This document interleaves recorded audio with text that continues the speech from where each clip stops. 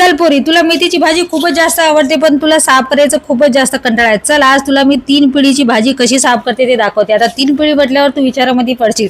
अशीच माझी आजी साफ करत होती, त्याच्यानंतर माझी आई साफ केलेली आहे, आणि आता आईचं शिकून मी करत आहोत. तर आता हे पहा तू कशी साफ करायची. इथे मी एक पेंडी आणली होती आणि मला जेवढं लागते तेवढंच घेतलं आणि हाताने तोडलं. तर आता चाकूनं कापलं तर त्याचा कचुंबर बनून जाते. मी काय करते, हाताने मोठं मोठं, आणि थोडंसं आपल्याला त्याच्या मागची दांडी पण घ्यायला पाहिजे, कारण आपण दांडी फेकून देतो आणि पाल्यालाच धरत बसतो. पाल्यामध्ये नुसतं पाणी सुटत राहतो आणि दांडीमध्ये थोडंसं चव पण असतो. मग काय, मी साफ केलं जेवढं मला लागते तेवढं, मग 2-3 पाण्याने धुवून काढलं. त्याला धुवून काढल्यानंतर चाळणीमध्ये गाळून ठेवलं. आता माझ्यापाशी लसूण नव्हता, तुझ्यापाशी जर लसूण असेल तर एक गटोरा टाकलं तरी या भाजीला एक नंबरच चव येते. आणि मी काय केलं, हुबी मिरची घेतलं, तेल टाकलं, तेलामध्ये मिरची तळून घेतलं, त्याच्यामध्ये थोडंसं चव्यासाठी मीठ टाकून दिलं आणि भाजी टाकून दिलं, आणि त्याच्याबरोबर बनवली होती टमटमी ज्वारीची भाकर. आणि ही भाकर आता मी इकडे पाहतानीच माझी भाकर अशी फुललेली आहे. आणि त्याच्यानंतर मी घेतलं हातावर.